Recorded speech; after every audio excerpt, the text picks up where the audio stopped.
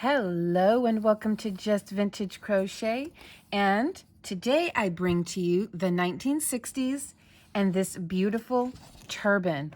So if you watch my vlog channel, as some of you know, I am going through hair loss. Well, here we go. It's everywhere. It's constantly, look, I'm losing my hair. I don't have much left.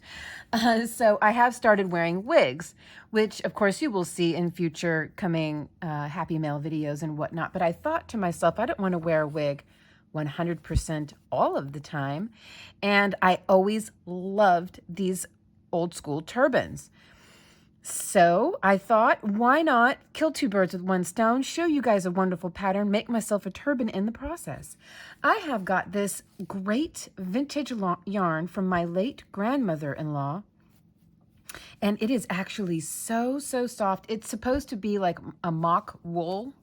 As you can see, it's kind of fuzzy. Here I've already been playing with it a little bit. It's kind of fuzzy, and I thought that's nice.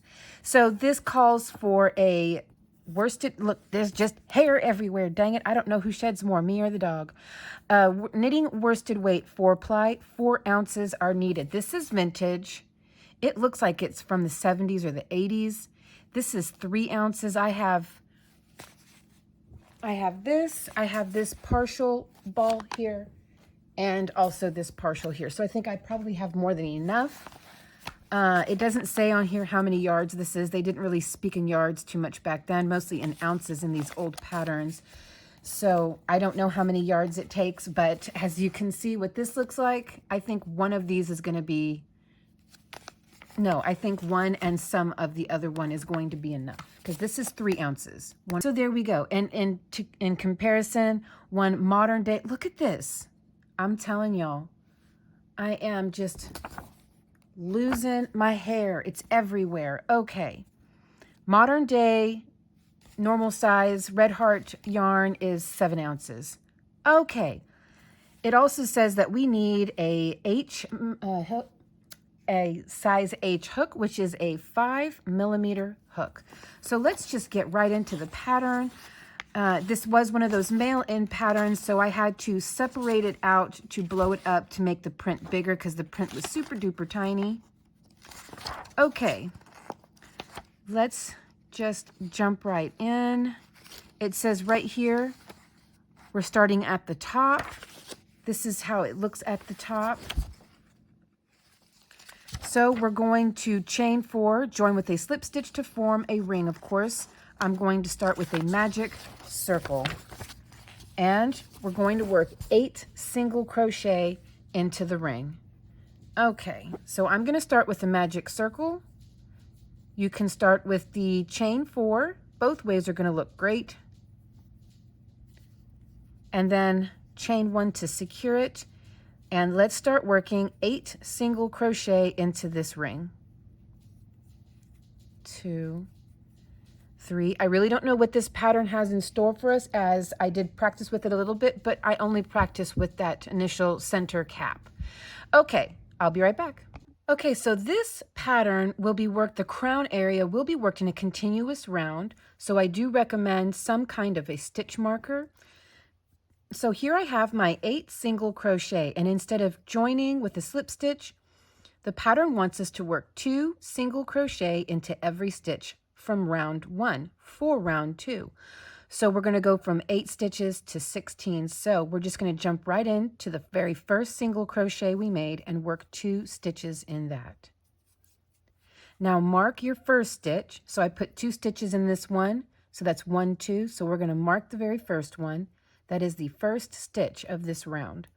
That lets me know my last stitch should end right here. So that's 1, 2. Next stitch over, 1 and 2. Next stitch over, the same. So 2 single crochet into every stitch. Make sure you have 16. I will come back when we are ready for round 3. Okay, so rounds 3 through 6, we're going to increase by 1 more stitch every round. So this round, we started off with 2 into every stitch. Now we're going to start working singles and increases next to each other. So the very next stitch over only gets 1 single crochet. Next stitch after that gets an increase of 2 into the same stitch. Next stitch over gets 1. Next stitch over gets an increase. Round 4, you're going to start off with, in the first 2 stitches, 1 single crochet. In the third stitch over gets the increase. Then you work 2 stitches with 1 single crochet, third gets the increase. Round 5, you're going to start off with 3 single crochet between the increases, and then round 6 you will have 4 single crochet between the increases, okay? So by round 6 you should have 48 single crochet in a round. So by the end of round 3 you should have 24, by the end of round 4 you should have 32, and by the end of round 6 you should have 48. So I just wanted to jump on real quick just to go over that visually with you. So I've just worked my last increase. You should end with an increase. Now to start round 4, I'm going to work 1 into the first single crochet, 1 into the next single crochet over, mark that first stitch. Now the next stitch over gets the increase. There we go, 2 into the same stitch. Then we work 1 into the next stitch, 1 into the next after that, and then the third stitch over gets the increase. And this is the way it will be for round 5. You will start with 1, 2, 3 singles before you work an increase, and then round 6 you will start with 1, 2, 3, 4 singles before you work an increase. Okay, guys. Now I will be back when we're ready to start the sides of the turban. Okay, so here we go. Now we're ready to work the sides of the turban. So it wants us to cut and weave in our ends at this point. I already practiced a bit with this. I did not find that to be necessary. So it says starting at center front, chain 25. So here's what I did. Remove my stitch marker. Here is my very first single crochet. I'm just going to slip stitch into it just to kind of level the round off a bit, and then go ahead and chain 25. 2, 3, 4, 5, 6, 7, 8, 9, 10, 11, 12, 13, 14, 15, 16, 17, 18, 19, 20, 21, 22, 23, 24, and 25. Okay. Now, I'm going to work in the back bumps. So in the 4th chain from the hook, 1, 2, 3, 4, don't yarn over, just go ahead and draw up a loop. Skip 1 chain, and in the next chain over, draw up a loop. Now yarn over and pull through all 3. Chain 1 into the same loop we just worked into, the same chain. Go back in it and draw up another loop. Skip 1 chain, and the next chain over, draw up a loop. This is going to be the repeat to the end. There we go. Chain 1 after every stitch made, chain 1. Go back into the same chain we just worked into and draw up that loop. Skip 1, next chain over, draw up a loop, pull through all 3, chain 1. Same chain, skip a chain, next chain over,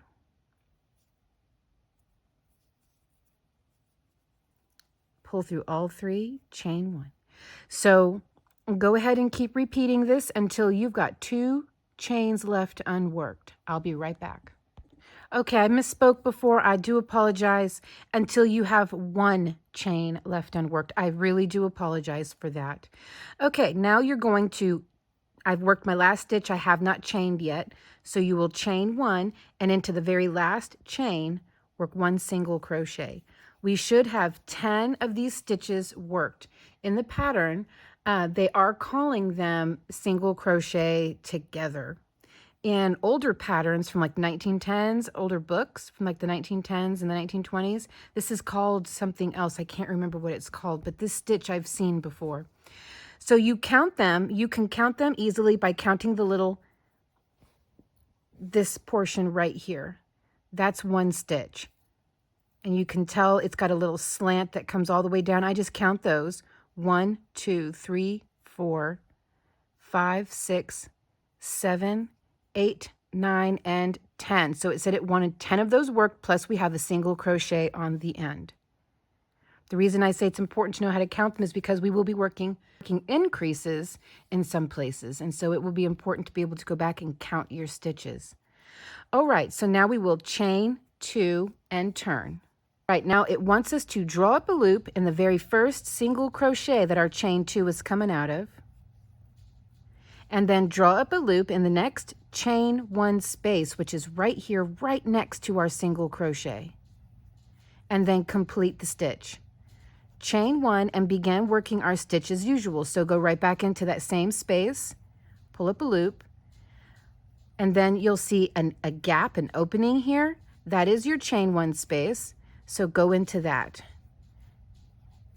We won't be working into the tops of the stitches, but we will be working into the chain 1 spaces. So here is the top of my stitch, and here is my chain 1 space. So go back into that same space we just worked into. Of course, we're going to chain 1 first, pull up a loop. Next space over, which is right here, you could easily just count 1, 2, 3 bars, and that's my space. You'll pull up a loop and complete your stitch, chain 1, go back into the same space, pull up a loop, and again you can count 1, 2, 3 bars. That's my space right after.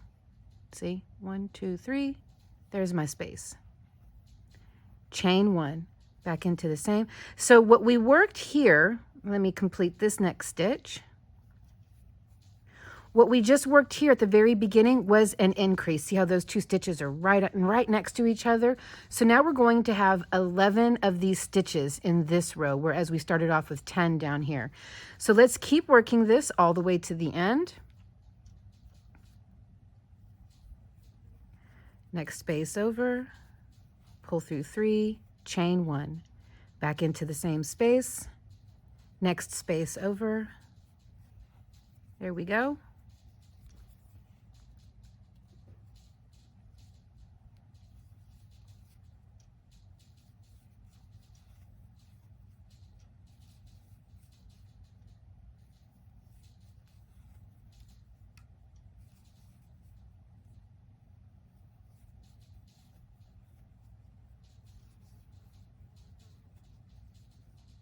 All right, last space, and then it wants us to chain 1 and end with a single crochet into the last space we worked into, just like that.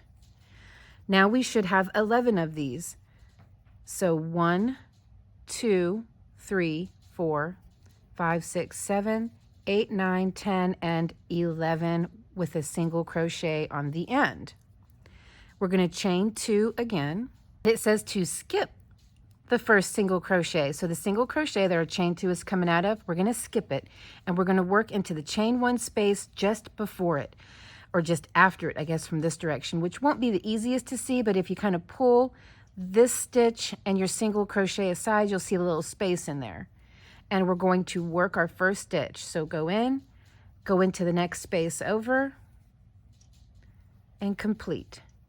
Chain 1, go back into the same space. So we're going to repeat these stitches all the way to the end, and we're going to work another increase on the end. Okay, so when we get to the other end, we will not be working an increase, but the next round we will. The pattern is going to tell us that rows 4 through 13 repeat rows 2 and 3 alternately, which means every other row we're going to increase. And all of our increases are meant to be done down here at the base at this point. So here we go. So we're maintaining our 11 stitches this row, then we will increase up to 12 stitches in the next row up.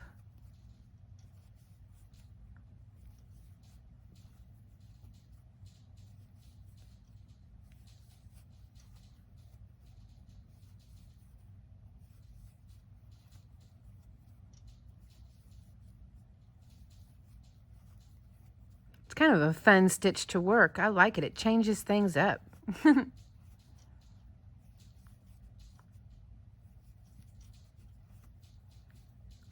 Okay, what do we have here? All right, we need to work one more.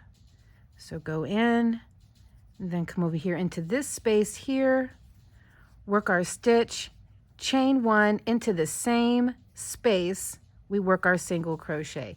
Now we're going to work an increase the next row up. So we will chain two and go into the single crochet. That's how we're going to increase. And we pull up a loop here, and then into that chain one space, that's not the easiest to see, we work our stitch. Then we just chain one, go back into that same space, next space over, and we continue. Now we should have 12 of these stitches. So we will continue to alternate. Every other row will be an increase row until we have reached row 13. So this is row 4 that we are on now. So I will be back whenever we have completed row 13, and then we're going to change things up a little bit, okay? Okay, 13 rows done. We should have 16 stitches across now, and I do. So now it says repeat row 3 22 times more, so the non-increase round. So we're going to basically, whenever you come back here, normally we would increase the next row up, we would normally increase. Just work the next row the same way you would work the end of this end here. Sorry, words. Just work it this way. So don't work into the single crochet, but work next to the single crochet in that space and start creating your stitches. But we're going to do this for 22 more rows. So until we hit row 35. Okay, so I will be right back. Let me show you how we work the next row without working an increase. You're just going to chain two, and instead of working into the top of the single crochet, let's just come over here next to it in that chain space, pull up our loop, pull up the next loop over. There you go, chain one, back into the same space, and start working your stitches. So do this for a total of 22 rows or until we reach row 35. I will be right back. Okay, I have now reached a total from beginning to end of 35 rows, and here is our little cap just hanging on for dear life down there. Now we're going to do some decrease. So my guess is this is the back here that goes around the back of our head. So now we're going to do some decreasing, and what I think we're going to do, you know what, I don't know. I don't know how we're going to construct this. We're just going to follow it one step at a time. Let's just move on to the decreasing rows. All right, so let's chain two. Okay. And it says to draw up a loop in the first 3 spaces. Remember, our first space is kind of hidden, but nestled in there between our last stitch and our single crochet on the end. Pull up a loop, our next space over, pull up a loop, and then our next space over. Now we have 4 and we draw through 4. That decreases 1 stitch. Now we're just going to work in our regular stitch pattern all the way to the end. So go back into the same stitch, next stitch over, and secure it. Same stitch, next stitch over, okay?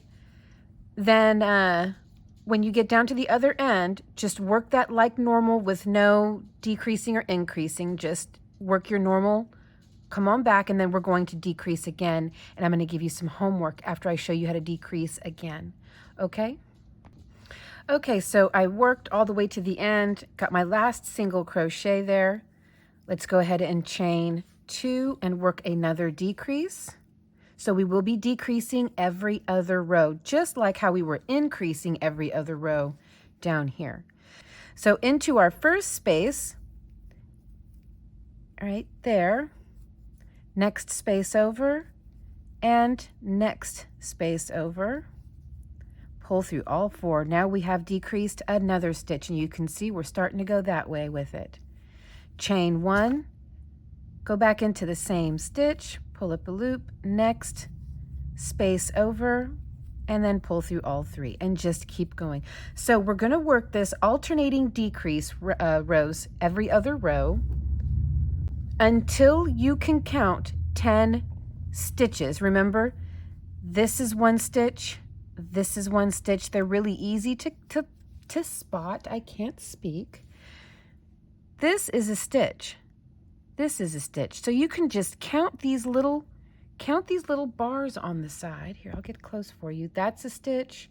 That's a stitch. So when you can count 10 of those, here we can count 1, 2, 3, 4, 5, 6, 7, 8, 9, 10, 11, 12, 13, 14, 15. And that makes sense because I had 16. So when you can count 10 of these, come on back. Okay, I've got 10 stitches across. Let's go ahead and assemble this turban. So I will pan out a little bit, and I can say with extreme confidence, 1 skein, not even 1, maybe half of a skein of Red Heart Super Saver is all you're going to need for this. So, okay. Here you have this little guy here flipping and flopping around. You're going to want to bring these 2 sides together, and we're going to work a slip stitch seam. And then whenever we get to the top, make sure that the right side is facing in, and we're going to stitch this top portion to this cap here. Okay, you want to chain 1 and go right back into the last stitch you worked and go into the first stitch on this side. And I'm going to work these slip stitches rather loose, not super loose, but loose enough. There we go. All right, so we're going to work, just do your best to match stitch for stitch. I did practice with this. I did not get it stitch for stitch. I may have been 1 or 2 stitches off on one side or the other. You just make it work. So, okay, you go in, you pull up a loop, and, oh, no, we're working slip stitches. My bad. Okay. So then the next stitch over, you'll just go through and go through and pull through a little bit of a loose slip stitch into every stitch all the way up.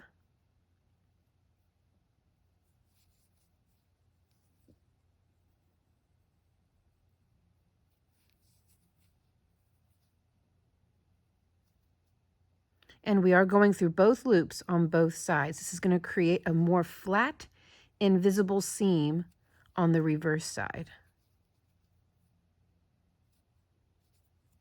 All right, so I will be right back. I'll jump on here and let you know if I have to fudge it a little. It looks like I'm going to. Look at that. I'm already uneven. So let me just show you real quick while I have you on here.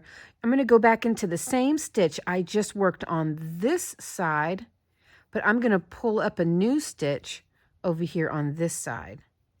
And that's just going to kind of draw that down. Sorry. There we go. And that evened it out just by pulling that one stitch on this side. So you go into the same stitch on this side, but you come up and you grab a new fresh stitch on this side, and it just sort of pulls it down to even it out. So you may have to do that 1 or 2 times more along the way. You know, that's no big deal. Okay, guys, I'm going to work this seam all the way up to the top, and I will be right back. Oh, no, that's my next stitch there. All right, I'll be right back. Oh, right. Worked it all the way up to the top. Let's check out that seam. There you go. That is how that seam will look on the other side. I like it. Okay, now we're going to attach the band to the cap. So I'm going to chain 1, and I'm going to go into my very first stitch. Let's see here. Yep, that's the right side. I'm going to go into my very first stitch right here, and go into this very first stitch, well, right here. Now I'm going to work single crochet join here. Now there are as many rows as there are stitches around this cap. So you shouldn't need to do too much gathering, too much fixing. So then the next row over, next stitch over, there you go.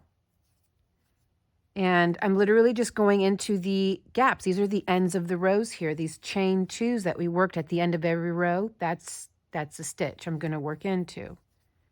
So go into here and then find my next chain two, which is right here.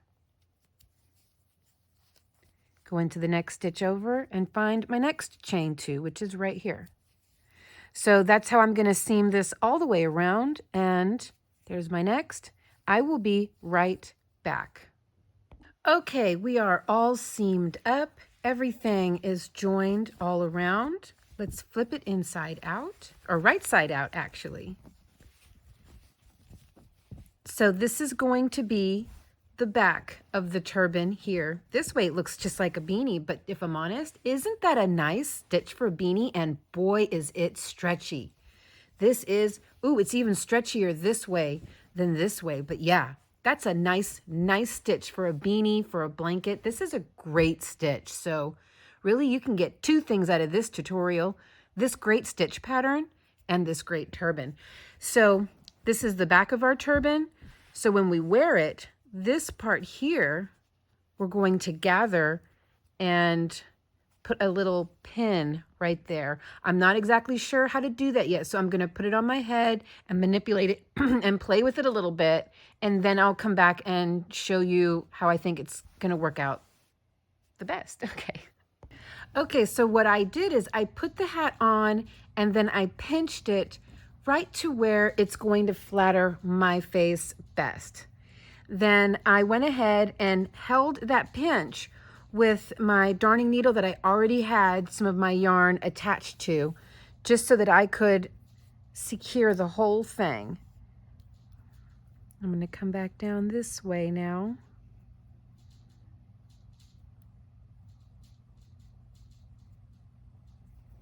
There we go.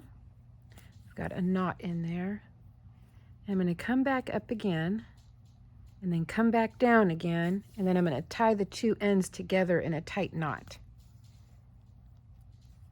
All right, come back down. It doesn't say to do this in the pattern, I'm just doing this. Okay, now I will tie this.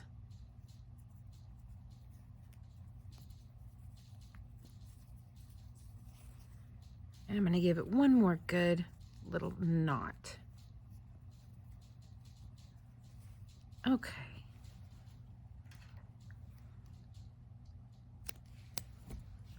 And I've got these little buttons here because I didn't want anything too big and flashy. So this is, I'm going to put this right here, just a cute little button. It's going to go right over where my knot is. Just like that. So that way it's not too big and flashy, but it's certainly there and it's certainly pretty. So, okay.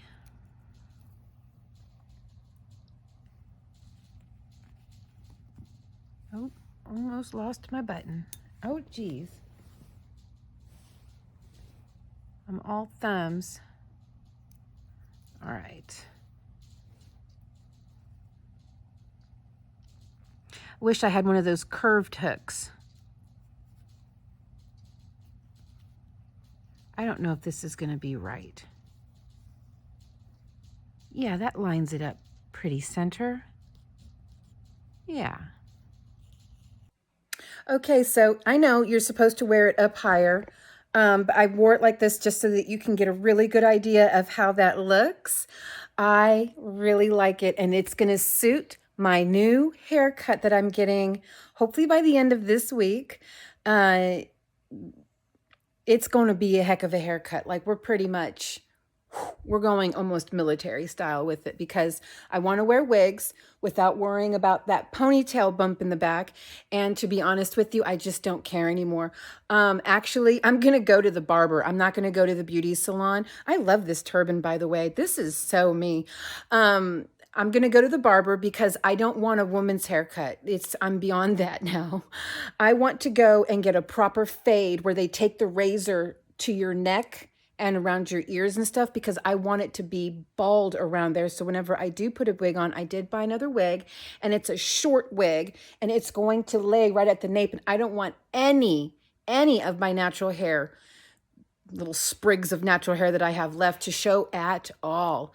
So yeah, I'm going to have a little bit of length on top, but I mostly want it to be just a fade up, like a man's haircut, a proper man's haircut. So I'm going to go to the barber shop and get my hair cut. And I am a wig wearer, and I will be wearing my beautiful turban, especially as the months get cooler around here. This is going to be quite a lovely companion piece for me. You guys, let me know what you think, please. I'm dying to know. So the earrings I'm wearing are from my mother-in-law, and of course, pearl and pearl. And these were, because my birthstone is pearl, so these were a gift from her. And the yarn I used is from her mother, my late grandmother-in-law. And so I thought, isn't that fitting that I wear my mother-in-law's pearls and my grandmother-in-law's yarn. And I used so little. This is what I have left over of everything I showed you. I only used the one little half thing. I grabbed this and started to unravel it. I didn't even need it. I didn't even need it at all. You know, I've always loved Joan Crawford ever since I saw her in The Rain. And I am a big Joan Crawford fan. I know that's probably not a very popular opinion. It's my opinion. No one has to agree with me, but I'm calling mine Joan because she was famous for wearing turbans throughout much of the 60s and until her dying days in the 70s.